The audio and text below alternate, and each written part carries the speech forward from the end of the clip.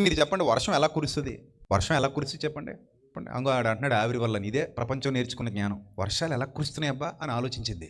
ఆలోచించి సైంటిఫిక్గా నేర్చుకోవాలని ఏం చేశారంటే పరిశోధనలు మొదలుపెట్టారు. సూర్యుడు ఉన్నాడు పైన, మండుతున్నాడు. మండుతున్న సూర్యుని కిరణాలు భూమి మీదకి వస్తున్నాయి. భూమి మీదకి వచ్చి చెరువుల్లో నీళ్లు, మడుగుల్లో నీళ్లు, సముద్రాల్లో నీళ్లు ఆవిరవుతున్నాయి. ఆవిరిగా మారినటువంటి ఆ నీళ్లు ఆకాశానికి ఎక్కిపోయి మేఘావృతం, మేఘాలుగా మారుతున్నాయి. నీటి ఆవిరి మేఘాలుగా మారుతుంది. ఆ మేఘాలు ఘనీభవిస్తున్నాయి, ఆ మేఘాలు ప్రయాణిస్తున్నాయి, ఆ మేఘాలు వర్షపాతాన్ని ఇస్తున్నాయి. ఆ మేఘాలు మరలా తిరిగి ఏం చేస్తున్నాయి? వర్షిస్తున్నాయి. ఈ విధంగా ఆకాశం నుండి నీళ్లు నేల మీద పడుతున్నాయి.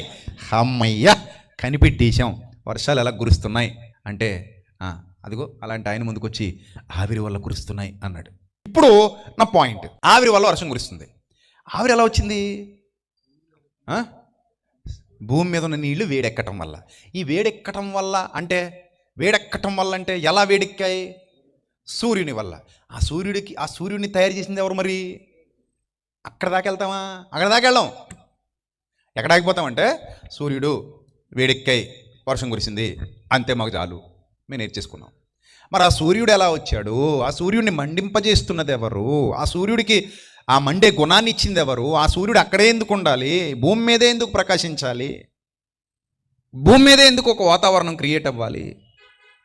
ఇక్కడ నీకు అనుకూలమైన వాతావరణం ఎందుకు ఉండాలి? నువ్వెందుకు చక్కగా పంటలు పండించుకోవాలి? నువ్వెందుకు చక్కగా భోజనం చేయాలి? నువ్వెందుకు ఇంత ఆహ్లాదకరమైన వాతావరణాన్ని అనుభవించాలి? ఇదంతా చేస్తున్నది ఎవరు అనంటే, అలవాటైపోయినోడికి దేవుడు కనబడ్డు, కానీ ఆలోచిస్తున్న వాడికి ప్రతి పనిలో ప్రతి క్షణం ఎవరు కనబడతారు? దేవుడు, సృష్టికర్త, భగవంతుడు, పరమాత్ముడు కనబడతాడు.